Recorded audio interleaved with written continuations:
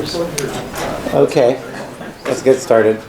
So today we're going to apply monopoly theory to, I think, a very important social problem, which is the growing inequality in the United States as well as many other countries. And I'm going to talk about why one might be concerned about this, even from sort of a libertarian perspective, why redistribution might be valuable, because it provides insurance against risks that people would have chosen to insure themselves against if they had the opportunity to do so, but that they don't have the opportunity to do.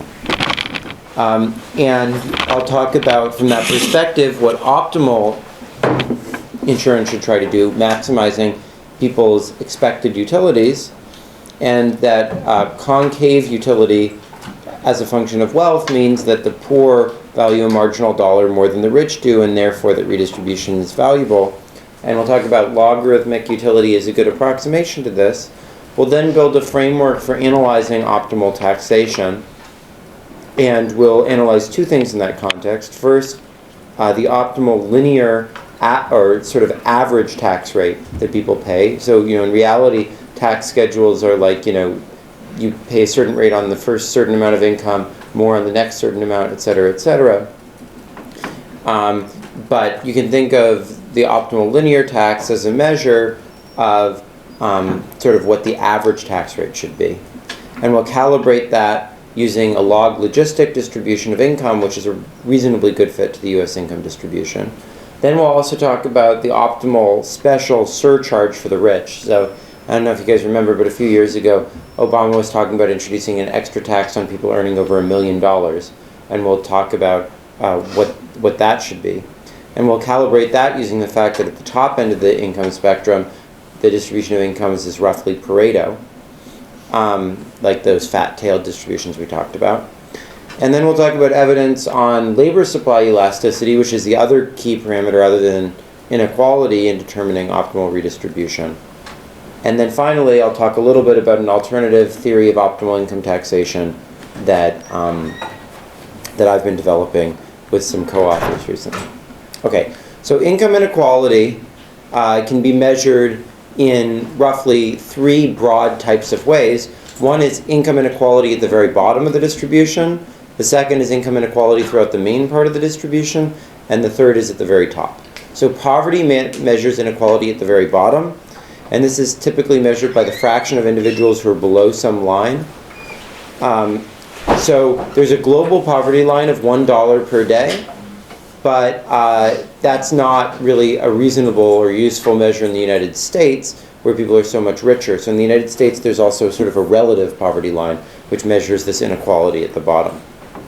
And the interesting thing is, despite the fact that we'll talk about how inequality has been growing, poverty in the United States has not been growing. In fact, it's been declining.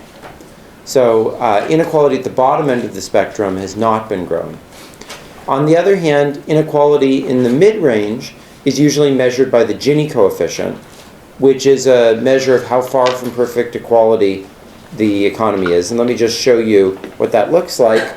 So this curve here is called the Lorenz curve. This says if we consider the bottom, say 50% of people in the population, what fraction of all of the income do they earn? If there was perfect equality, that would be 50%, right? Then you can get, at the bottom 70%, what fraction do they earn, etc. That draws out this thing called the Lorenz curve, and then the Gini coefficient is the area above the Lorenz curve and below the line of perfect equality, divided by the total area of this triangle.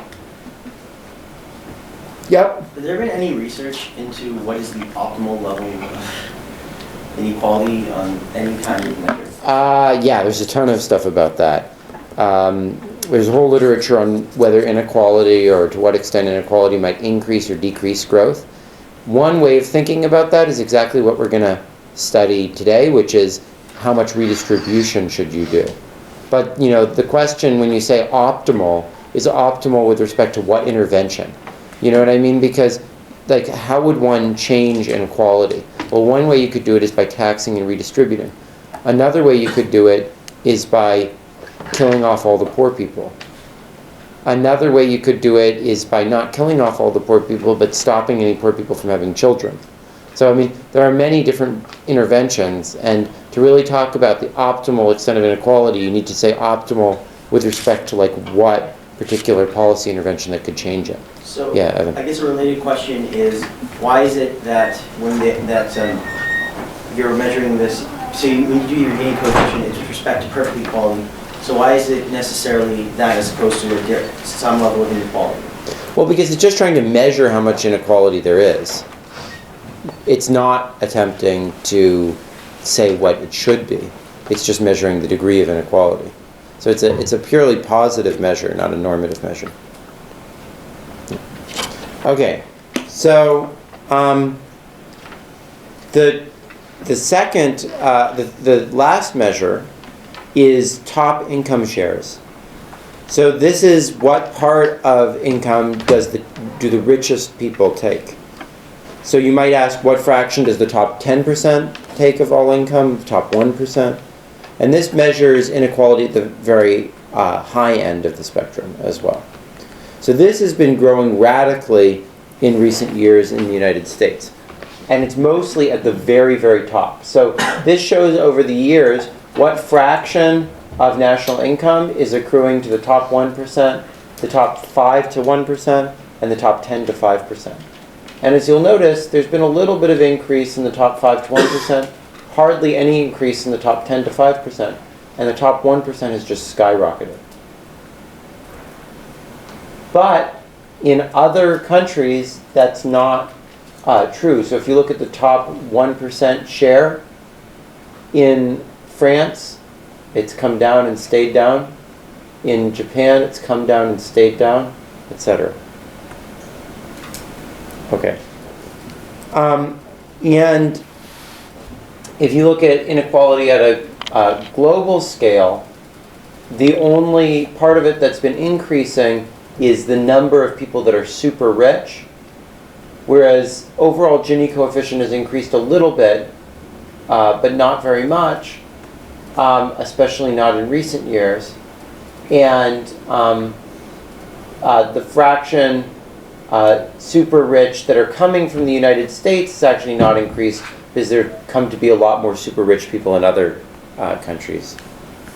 Okay, so many libertarians and conservatives tend to oppose redistribution, and I used to be one of these, so I sort of empathize with these ideas. And let me go through what some of their standard arguments against redistribution are. So the most common one is that, rich people earn their money, so who has the right to take it away from them? Another argument that you hear a lot is social Darwinism, which is that rich people are better than other people. That's why they got rich. And if we want the society to be healthy, to work, etc., we need to have more of them. That could either mean that we want them to have more children, and we think if they have more money, they'll have more children. It could also be that we think that they're better at using that money in a productive way. Poor people will just piss that money away or whatever. The rich people will use it for productive investments. Another argument from Robert Nozick is that if they got their money in a fair way, who has the right to take it away from them? Like if we started with an initially fair situation and we enforced fair rules along the way and some people got rich, then well, that's just the outcome of a bunch of fair things happening, and so it couldn't be unfair. Another argument is that, a Protestant argument is that the wealthy are wealthy because they were chosen by God, and man should not undo what God chose. Ayn Rand argues that taxation is a form of violence and that property is basically inviolable. That's another standard libertarian perspective. There are sort of fascistic arguments for against redistribution, that basically redistribution encourages people to have conflicts between classes, and that it's important to have unity within a society. And in order to do that, we have to avoid redistribution. Conservatives tend to argue that every element of society has a role to play within society, and that redistribution can upset the ability of those traditional groups to play their relevant roles. Now, I think some of these arguments are quite interesting and powerful, and I'm going to try to return a little bit to them later. And a lot of them haven't really been modeled that well by economists. But I think that there's a pretty compelling argument, even for a libertarian, for redistribution. And in fact, when I was a libertarian, it was this argument that originally persuaded me that redistribution might be desirable. And it's very related to a classic Christian saying by John Bradford. So he saw poor people being led through the streets to like a workhouse, and he said, "There, but for the grace of God, go I." And that is sort of the idea behind John Harsanyi and Rawls's argument for redistribution. So you read the piece by John Harsanyi. This idea, I've learned recently, actually shows up even earlier in a paper by William Vickery, who won the Nobel Prize in economics.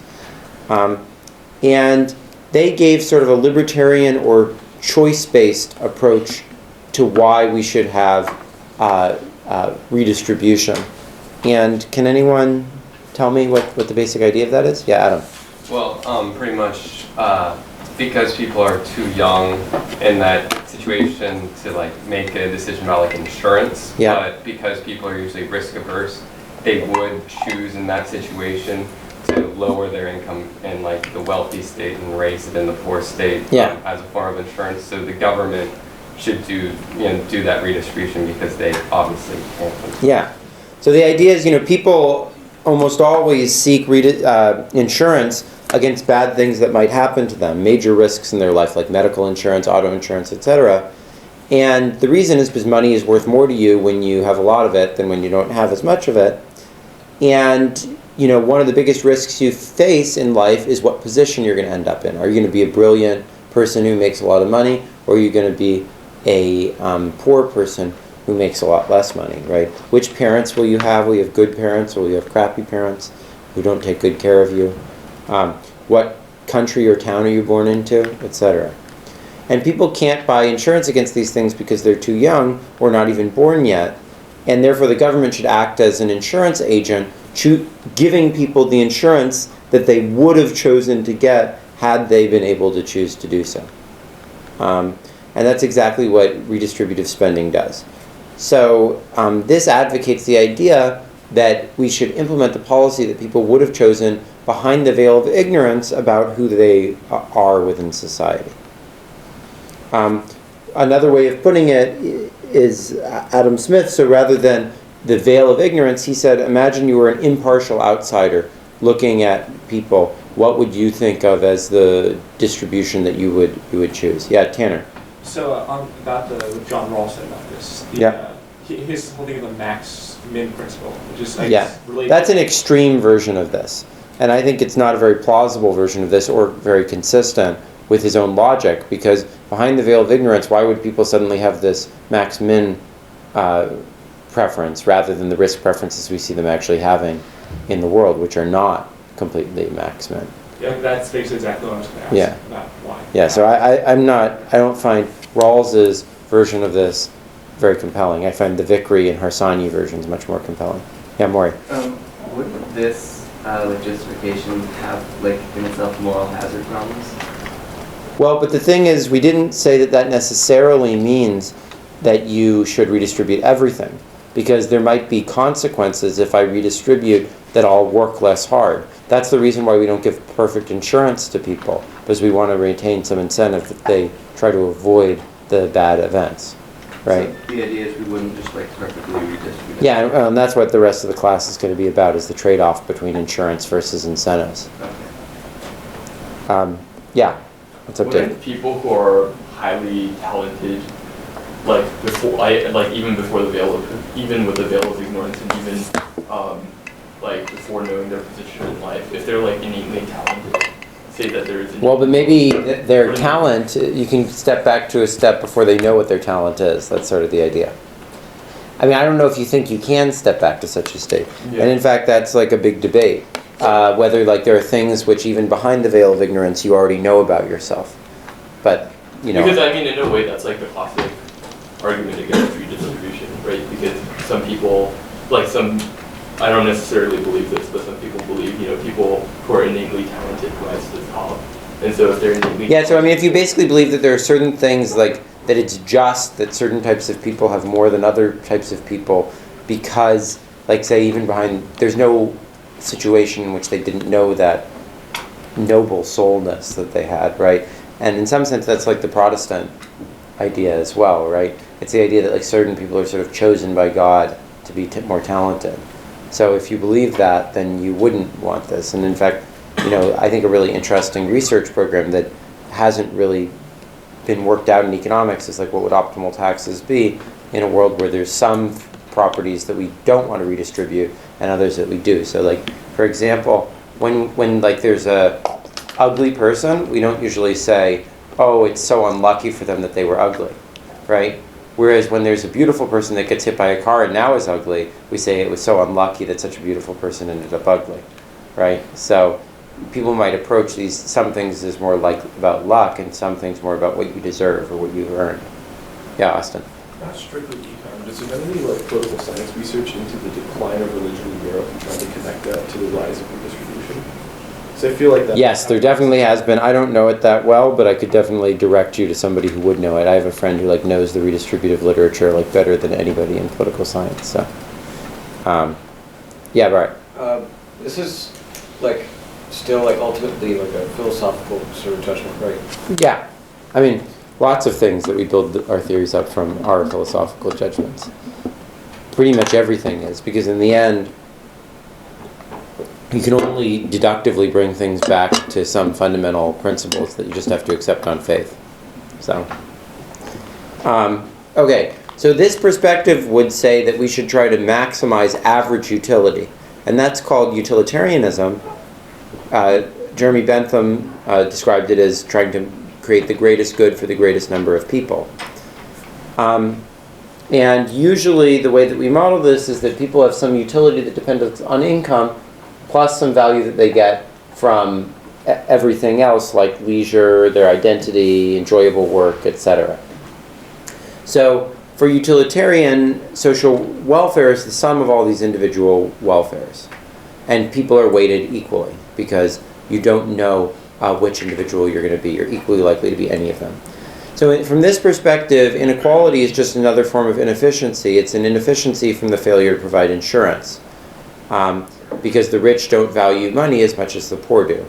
And the reason is risk aversion, and that's what we're going to go through now. Yeah, Tanner. In that equation, what is the f of little I? What does that function mean? That's the number of people with that income. Yeah, Evan. Should u of I plus v of x be in parentheses? Yeah, that's right. I mean, yeah, exactly.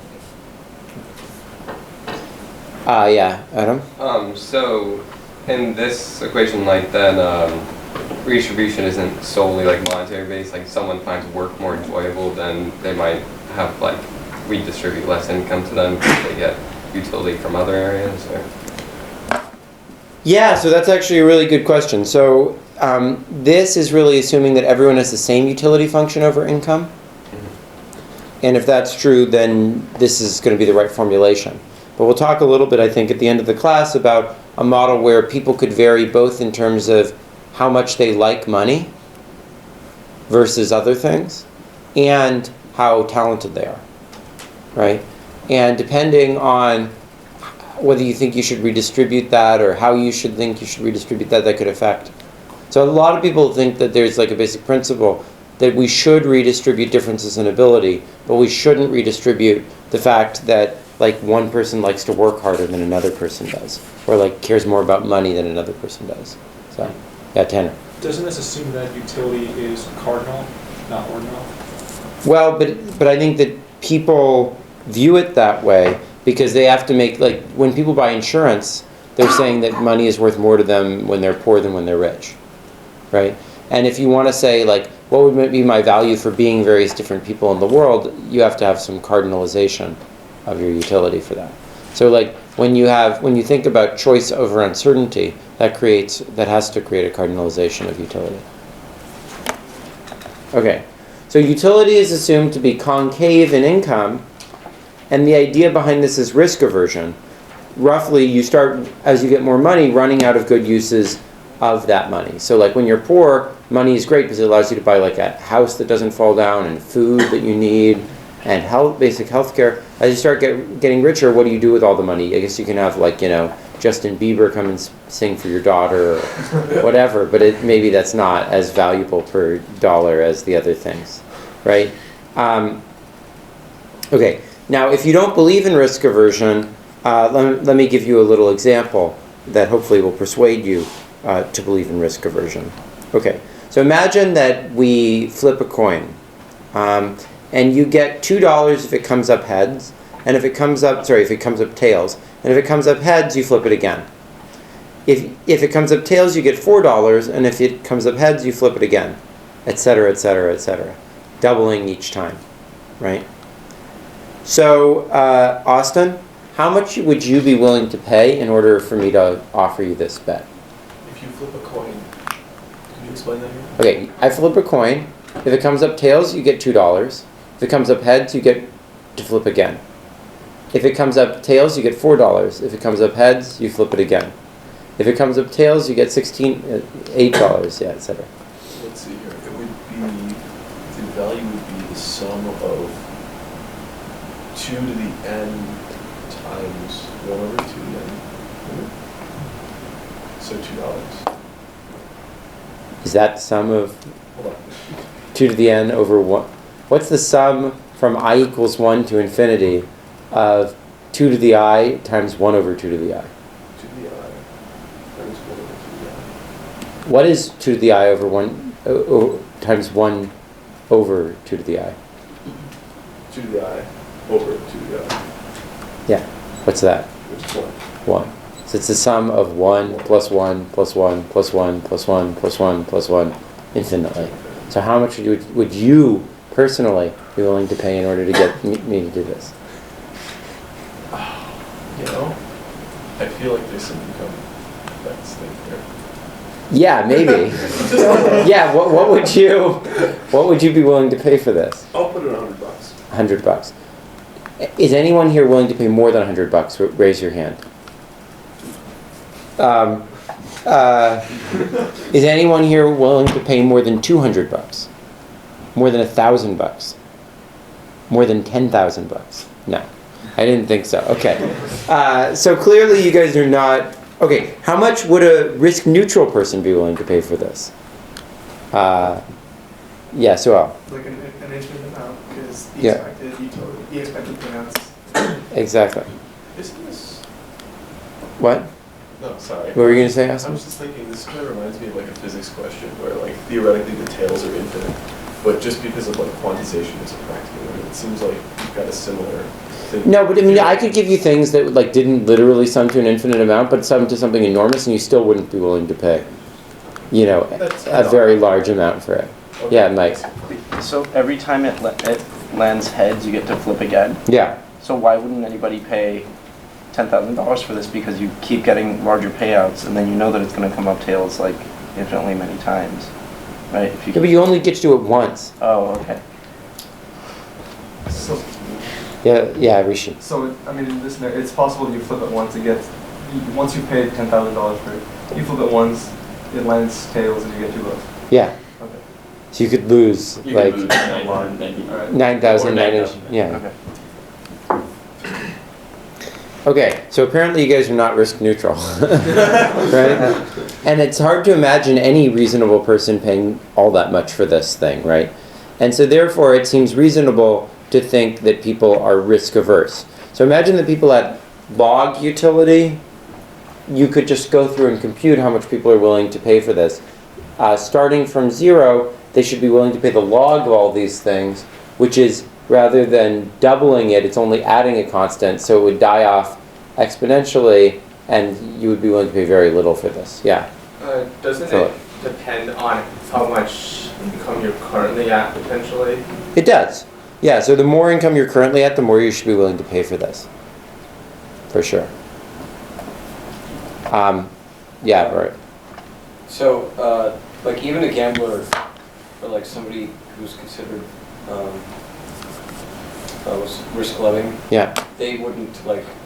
Because they're not really risk-loving over the full range. That's the point, right? Like, But it's they not might be like- risk lugging for a little bit, but they wouldn't really take this big of a risk, you know? So they're like risk loving for certain levels. Maybe. I don't even think they're really risk loving. I think that they just are over optimistic about their chances of winning. I mean, that's my basic view.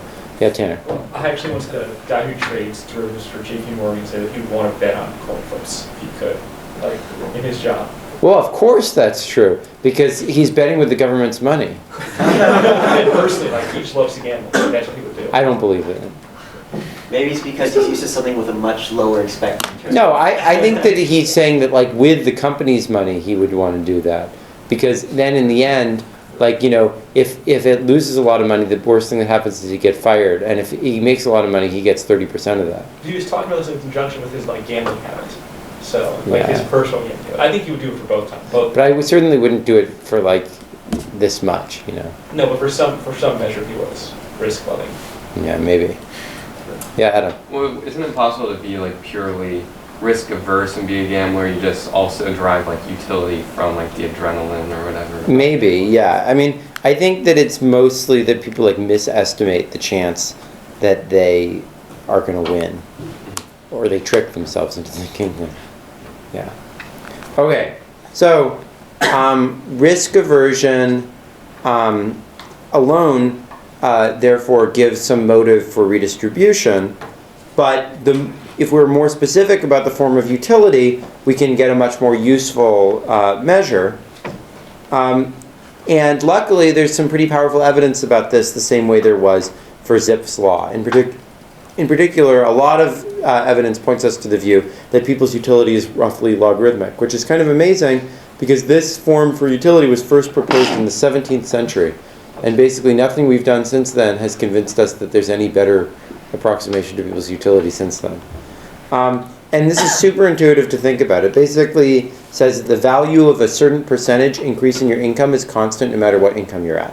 So like someone is just as happy to move from $50,000 of income to $100,000 as from $100,000 to $200,000, as from $200,000 to $400,000, etc. It's mathematically very convenient and there's a lot of empirical support. So my favorite support for this comes from a paper by Dan Sachs and co-authors. And they studied subjective well-being measures. These are when we run a survey and we ask people on a ladder of life from 0 being like the worst life you can imagine living to 10 being the best life you can imagine living, where would you put yourself? And let's let H be the number that people report and I be the income that they earn. Yeah, Philip? If you survey someone with sufficiently high income, might you have a problem fitting this to log data? Because if it was log data, they would want to report above a 10, but they can't because it's bound. Yeah, I mean, I don't think that you, in a random sample, very often get such people. That's true. Because, like, yeah. There's not that many people who are 10 log points higher than, like, an average person in the population. It has to be even more than 10 log points here, because the coefficient turns out to be 0.33, so they'd have to be 30 log points higher. So that's a lot. Let me figure out exactly what that is.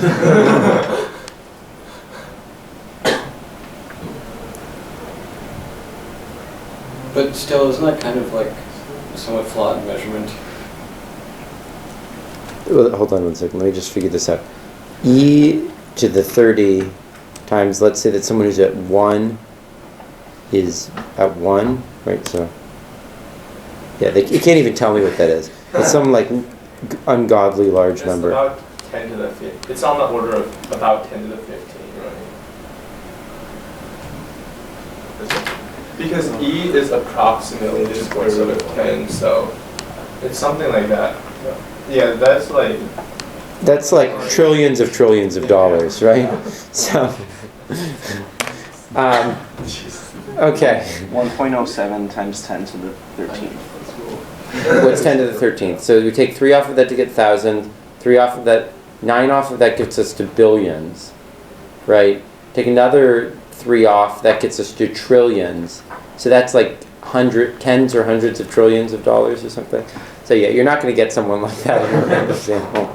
Okay, so this is what they find fits incredibly well So this, if you run this regression, you get h is equal to 0.35 times the log of income plus epsilon. So just to show you how powerful this is, here are like 200 countries. And in each one of these countries, they ran the regression within the country of income. And here are the regression coefficients, like given by these lines, right? And here's the cross-country regression. So you see these things are like all pretty much the same, and they're all pretty much parallel to the cross-country relationship.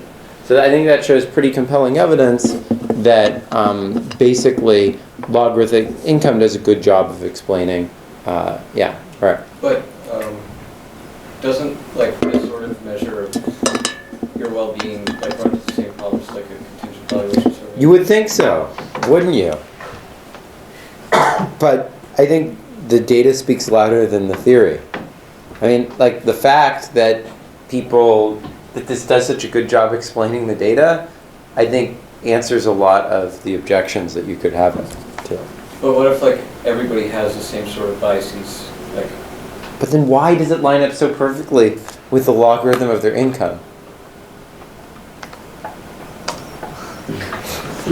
I mean, it's just like, yeah, I agree. This is right without having any right to be right. But still, it seems to be right.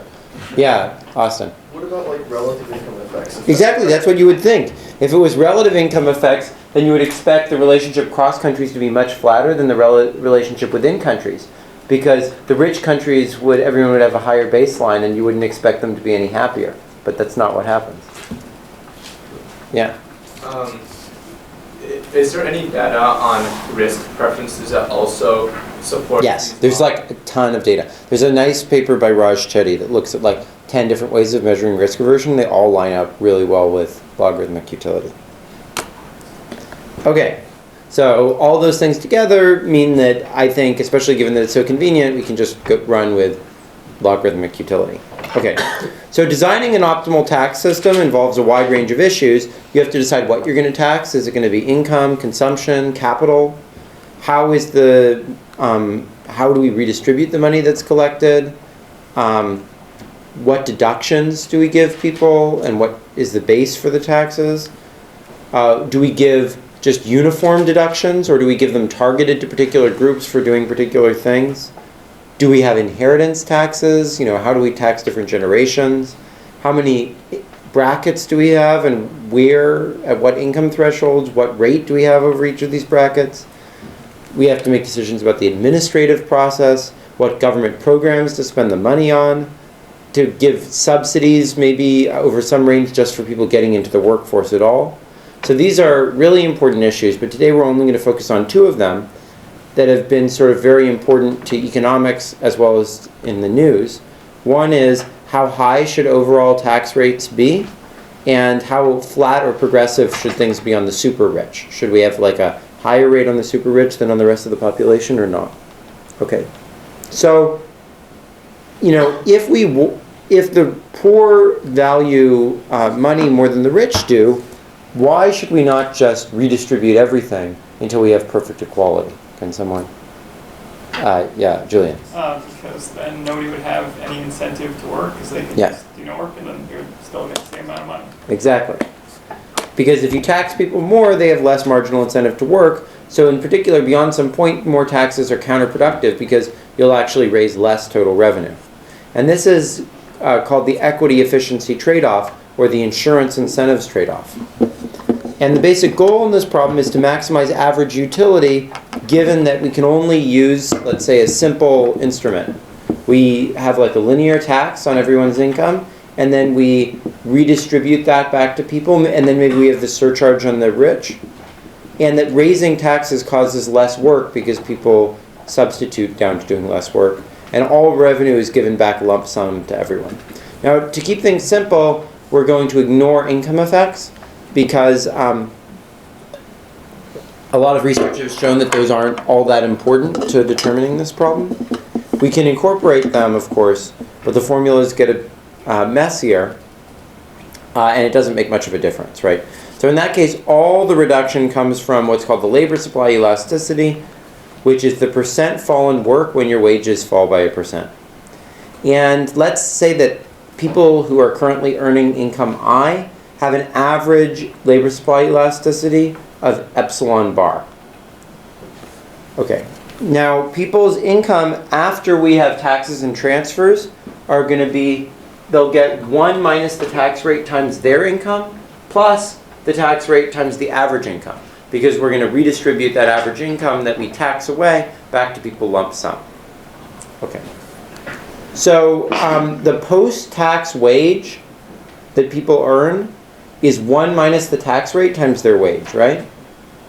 And so if we raise taxes by 1 unit, how much is that going to cause people's earnings to fall by if they have an elasticity of epsilon? Tanner, can you derive that? Value on board? Yeah, sure.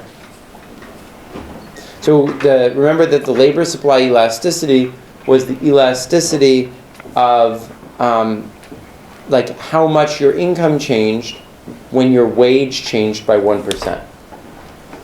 Is there a... Yep.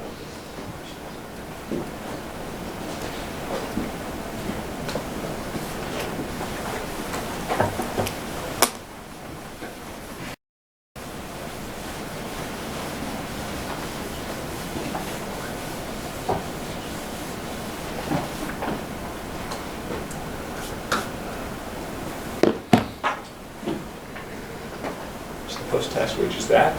So we want to find the change in that as the tax changes. Yes, exactly. No, the change in the total amount of income you're going to earn. But right? So we'll also have to do that.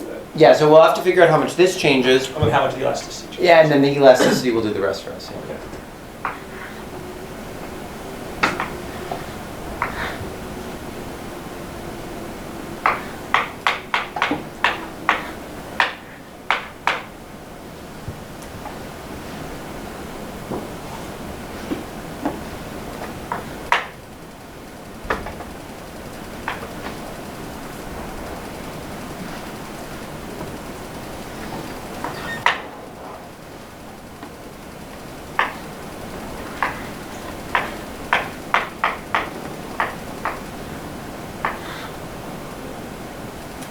So T only shows up once in there, right? Yeah, so I'm going to...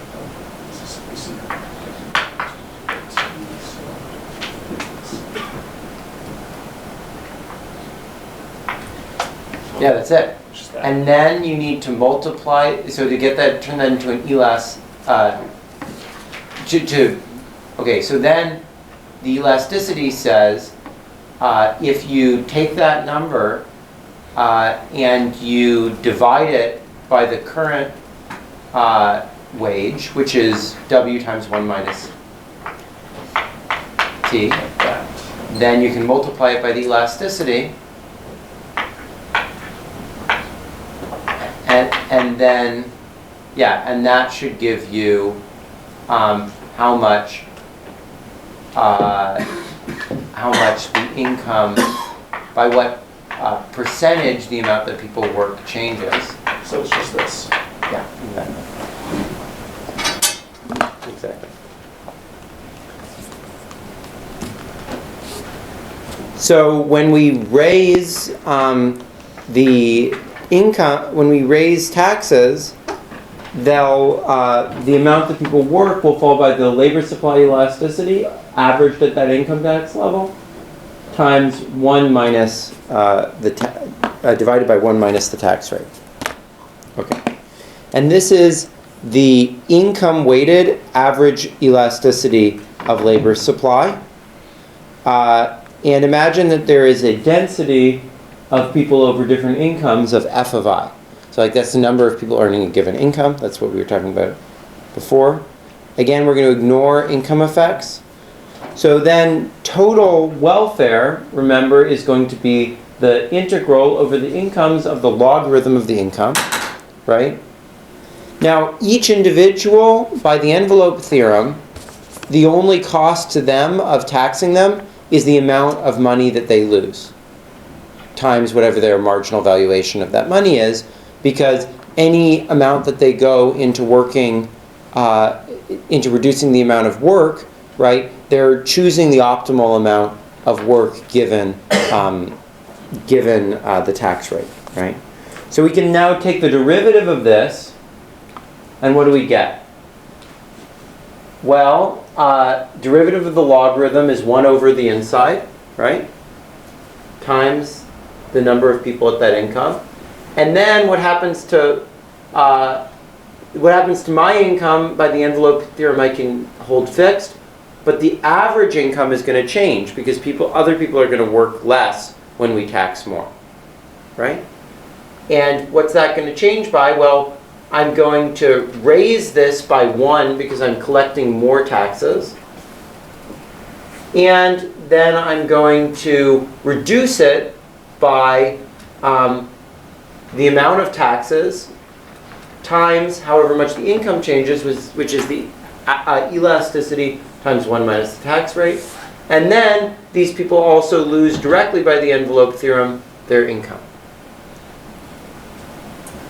And that gives us this formula here, which is 1 minus the tax rate times the elasticity divided by 1 minus the tax rate times the average income and the average welfare weight. That's this is the amount of value that the person gets from an additional dollar. That's 1 over their post-tax income.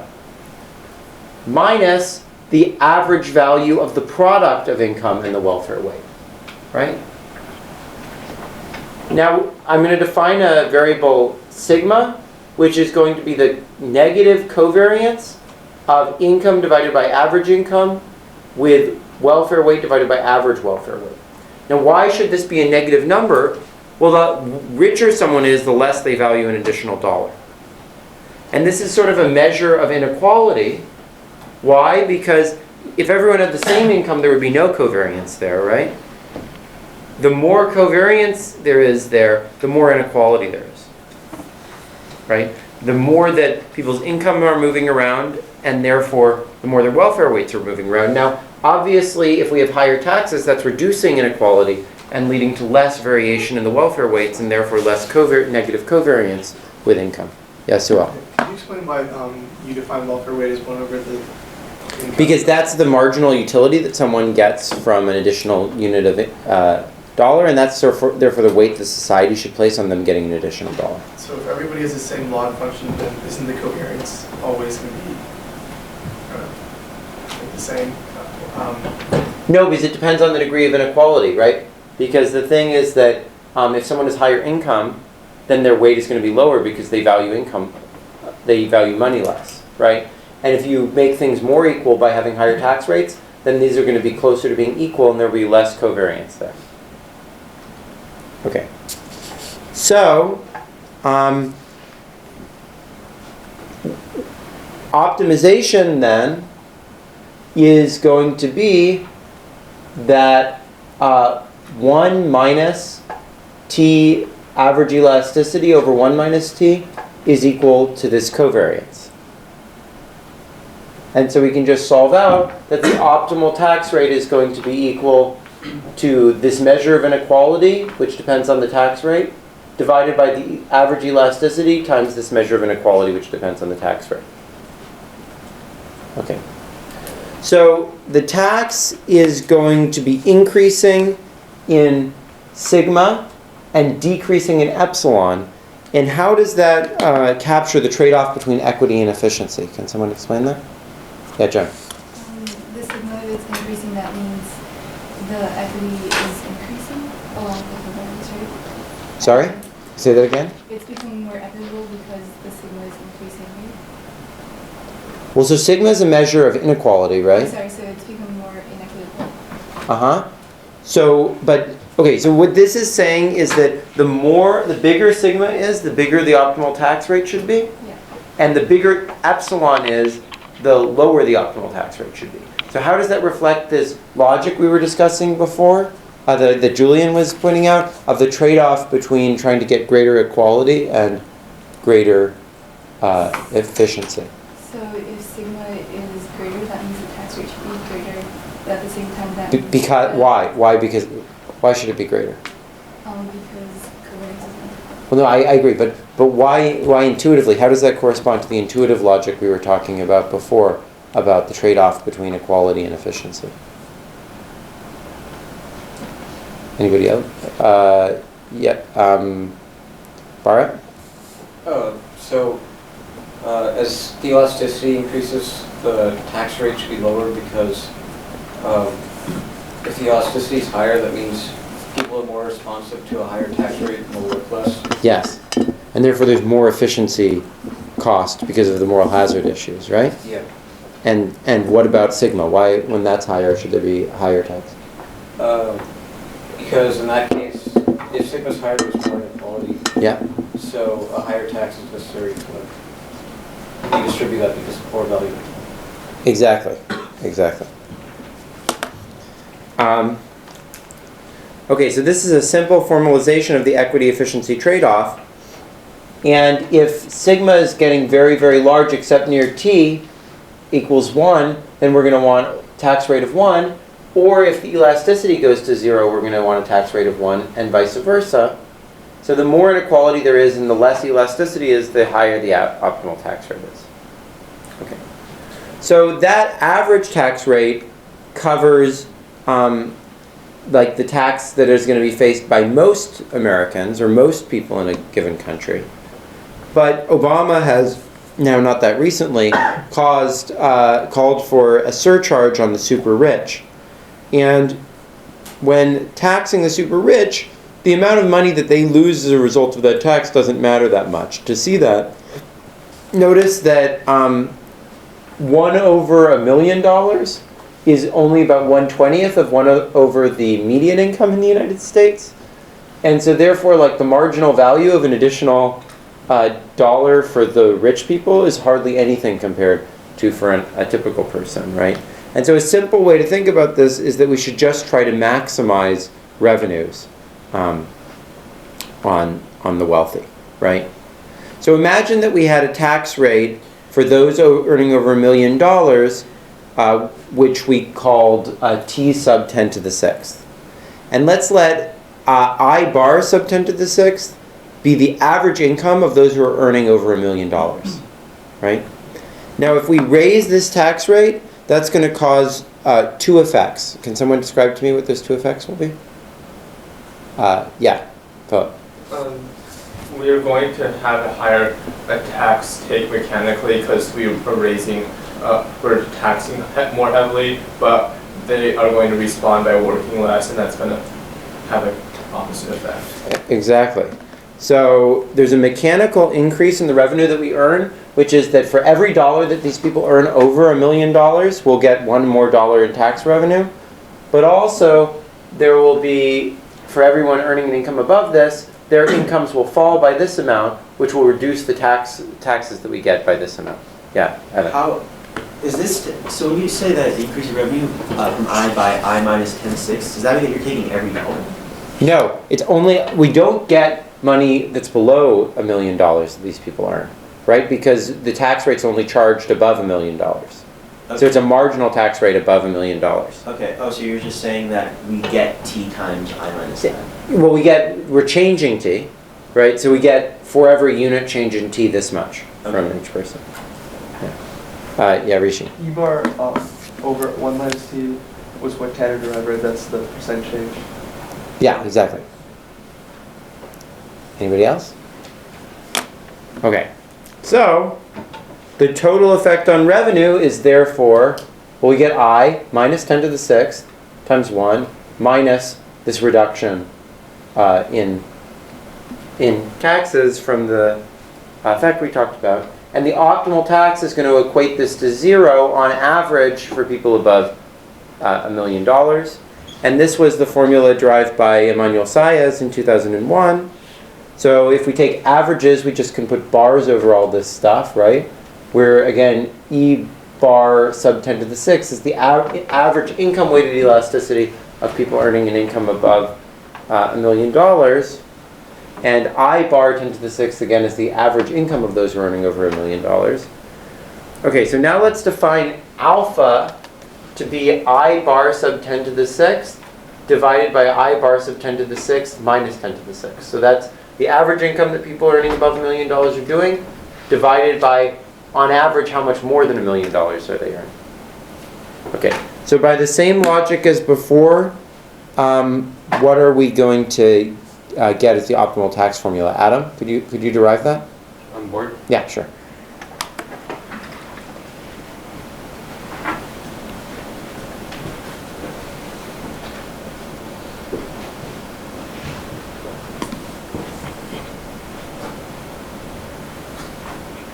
So you'd set that equal to 0? Yeah, exactly.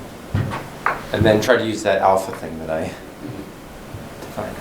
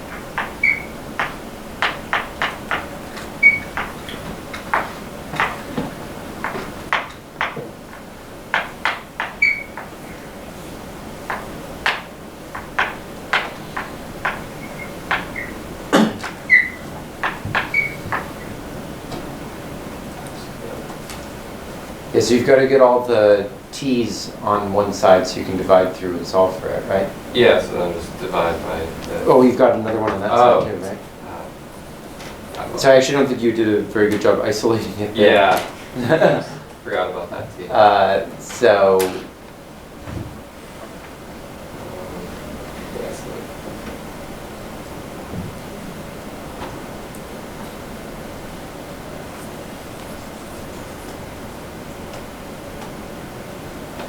How about isolating the left-hand side thing? This over here? Yeah. And so subtracting one from, Yeah. subtract one from both sides? Yeah, so...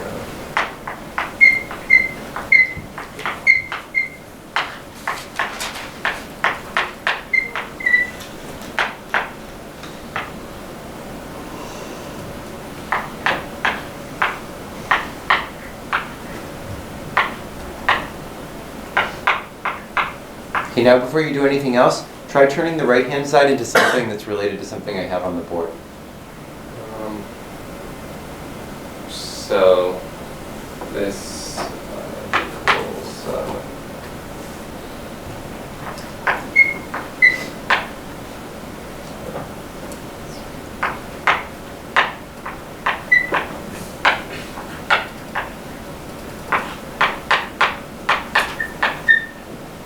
so that would be 1 over alpha. Good. Okay, so try putting that in. That's going to make your life easier. So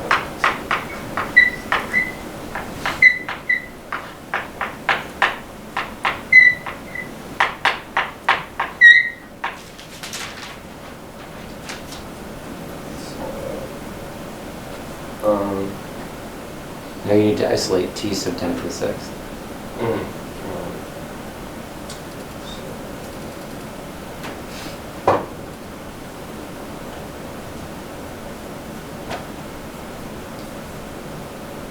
Multiply both sides by the denominator, right? yeah.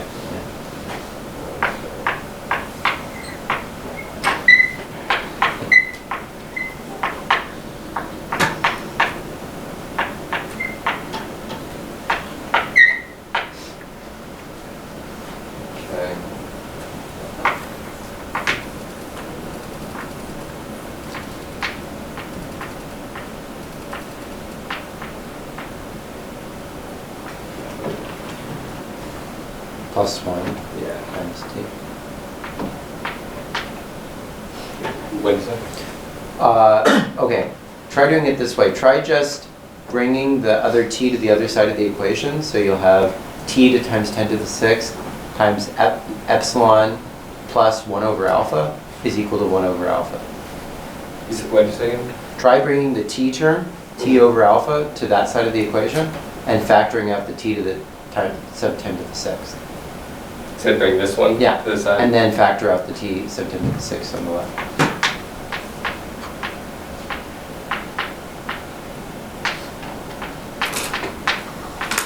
No, don't divide. Oh. Don't divide.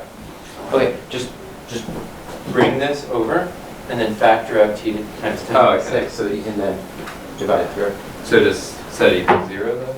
This one, or are you saying subtract this? Yeah. Okay.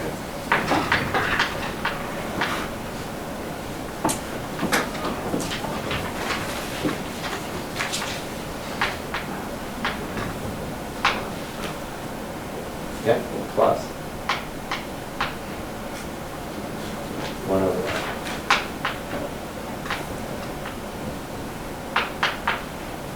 No, Or it's equal to yeah. 1 over alpha. And there you go. Yeah.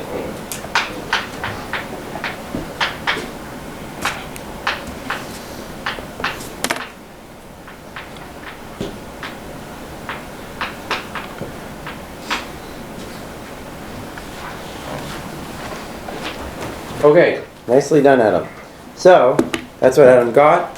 1 over alpha plus 1 over alpha plus e sub 10 to the 6th. Now remember that alpha,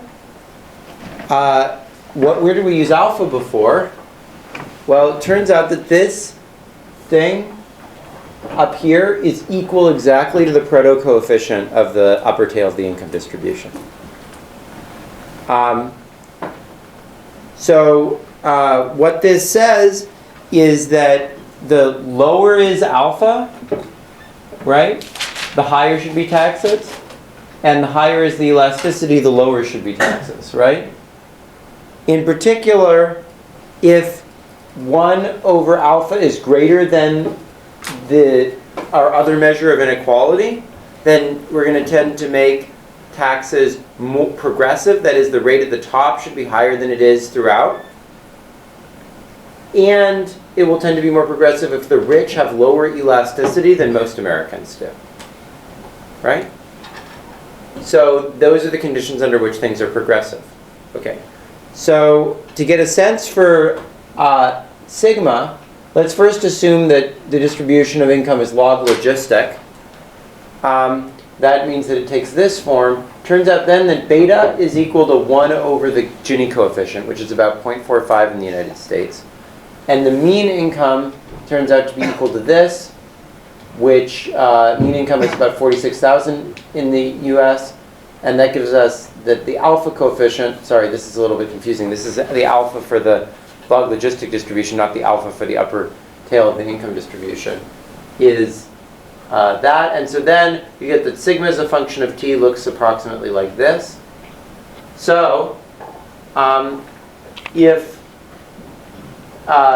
we then plug that into our previous equation, sigma over the elasticity plus sigma, we get curves looking like this that determine what the optimal tax rate is. So if the elasticity is 0.1, optimal taxes are about 65% or so. If elasticity is 0.3, optimal taxes are about 47%. And as elasticity increases, optimal taxes fall. Okay. Yeah, so Sorry, so you used like a measure of inequality, average income, to determine like the spread of income ranges. Yeah. But how did you choose to distribute like the distribution function? To be log logistic, you mean? Or like why would it be log logistic? Well, just because that seems to be a good approximation. If you look at more detailed data about the U.S. income distribution, the log logistic distribution over most of the range seems to be pretty good. It's not good at the top part of the income distribution at all. But this is mostly like our average tax rate, so it's mostly going to be dependent on the things like the Gini that determine the average income, not income inequality over the main range, not over the very top. Was like one of the reasons you chose it because it just includes the Gini coefficient? Was that like? Yeah, I mean you can also do that with log normal, but it's a slightly more complicated transformation. But yeah, right. Sorry, on that last slide, like What does each line mean?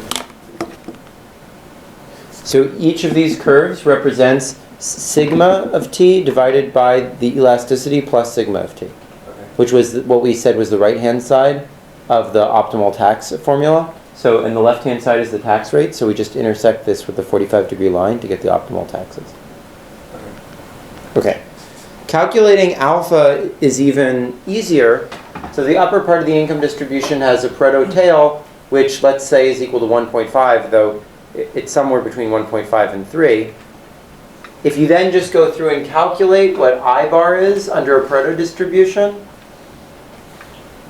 you get that it's equal to 10 to the 6th times alpha over 1 plus alpha. And so that gives you that I bar 10 to the 6th over I bar 10 to the 6th minus 10 to the 6th is exactly equal to alpha. So I named it alpha because it was the upper tail of a Pareto distribution. Pareto distributions always have the property that if you take the average value of income above some level divided by that average value minus that level, you always get a constant which is equal to alpha. Okay. So if you then plug into the formula with the elasticities of 0.1, 0.3, 0.5, and 1, you get optimal taxes of 0.87, 0.69, 0.57, and 0.4. As compared to optimal taxes for the same elasticities of 0.67, 0.48, 0.38, and 0.26 for the main part of the income distribution. Now, of course, the elasticities for these different groups is going to be crucial, but this tends to lean us towards having progressive taxes. And the main reason is because inequality is so high at the top end of the income distribution. If we hadn't been having this dramatic increase of inequality at the top end, then we wouldn't have wanted to have more progressive taxes. So the reason why you tend to have this is because inequality has been growing more at the top end of the distribution than throughout the middle range of the Gini coefficient. Okay.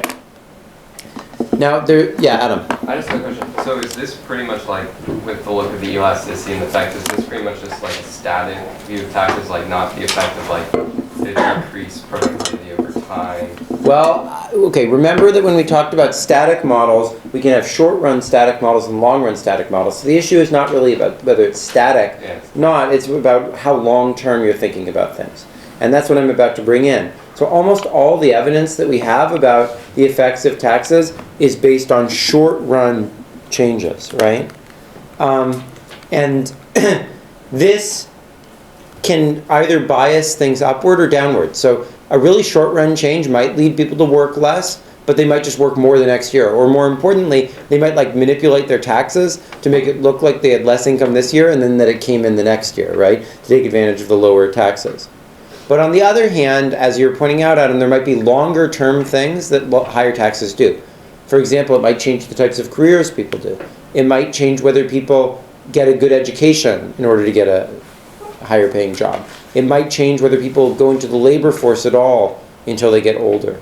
It might change like the whole culture of a country, that people are just like lazy in Europe and everyone thinks that's acceptable because taxes are lower, right? Are higher, right? Okay. So these measures have shown that the labor supply elasticity of the rich is very low, but their taxable income elasticity, that is the total amount that they're reporting earning, even though they don't work less when taxes rise, at least in the short term, they do report earning a lot less. And why might that be the case? Is Kim here? I don't think he is. No. Can somebody else guess why that might be the case? Maury. Like loopholes in the tax system, basically. Yeah, they can shift their income over time. They can make it look like they earned income later, right? Or they might just put more effort when taxes are higher into evading taxes. That's another thing, right? Yeah. So could it also be that because they value income more in the present, they just underreports that then when they're paying taxes on more in the future, it's still discounted? Sorry, say that again? So if they underreport their income in the short run, it could just be because they value it more now. So if they have to report it in the future, even though they're paying taxes on that. What do you mean by value it more now? In other words, it's not discounted now.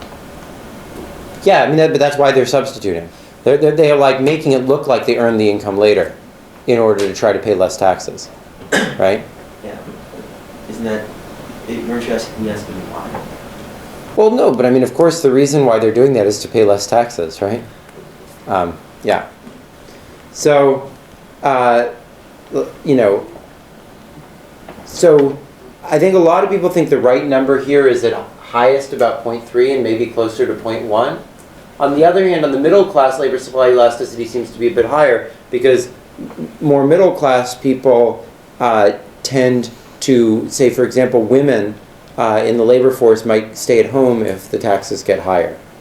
And that leads to about a 40% average income tax rising to about 80% at the top, which is really quite progressive, right? So one possible interpretation that Emmanuel Saez and Peter Diamond and Thomas Piketty take from this is that we should have a much higher and more progressive tax system. But some have also argued that the long-run labor supply elasticity is much higher than this, as Adam was sort of suggesting. Okay, so let me talk a little bit about some of these long-run things and whether they actually mean that we should have lower taxes or not. Okay, my view is that basically no ambitious, intelligent person is ever going to slack off and just not work hard because of incentives, and that's why these labor supply elasticities are so low.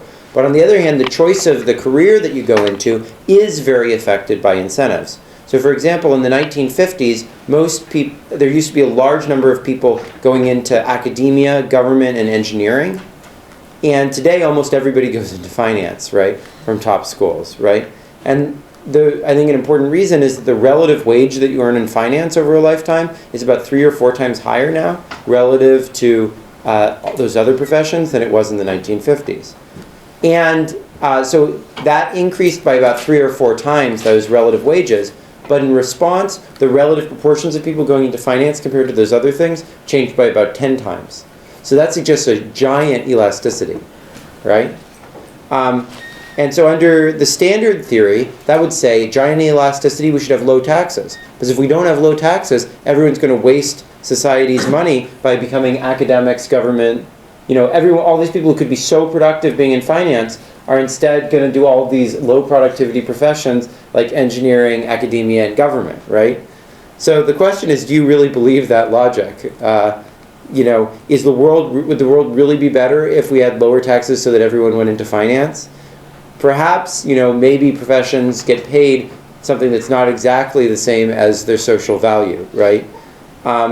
And so this is an alternative basis for optimal taxation, not redistribution, but charging people a tax rate that reflects the externalities created by their profession. And in fact, I think this does a good job matching what you hear Karl Marx writing. So Karl Marx doesn't say we should tax the rich because they'll keep working despite the fact that we tax them, which is what this model would require. And Ayn Rand doesn't write, in fact she writes the opposite, that, oh, don't tax the rich because they won't work if you tax them, right? Instead, Ayn Rand writes that the rich are doing wonderful things, that they're making the world a better place, and that the poor are, you know, not doing anything good. And Marx writes that the rich are parasites, and that's why we should tax them, right? And so what we did in this paper that I recently wrote called Taxation and the Allocation of Talent is that we tried to calibrate all of these things based on the distribution of incomes that exist in different professions and the views of different groups about how much externalities different professions have. So here we don't care at all about redistribution. We're just trying to charge different incomes the externalities that they're likely to be creating. And if you take a view of someone from the Tea Party, that leads to basically no taxes or even slightly negative taxes. Whereas for Occupy Wall Street views, you can look at what they are, this leads to quite high taxes. For my personal views, which are very similar to my co-author Ben Lockwood, it leads to pretty modest but positive taxes. And for my very skeptical co-author who doesn't believe that there's any externalities, it leads to near zero taxes. But you can just go online, plug in your own views about the productivity of different professions on our applet, and it will tell you what you think optimal taxes should be. So this is a very different view of what optimal taxation is. Yeah, Philip. Wouldn't you want to look closer to the margin of the profession than the average, because when you change a tax rate, you're mostly going to be eliminating, or at least as for small changes, you're going to be mostly eliminating or adding marginal. Yeah, I mean, the right way to think about the numbers that you plug in is not the average externality of people, but the average externality of the marginal people. So the people who just drop in or drop out. Should we look at the average externality of marginal people on our homework? Sure, yeah, that's the right way to think about it. Good. Thanks, guys.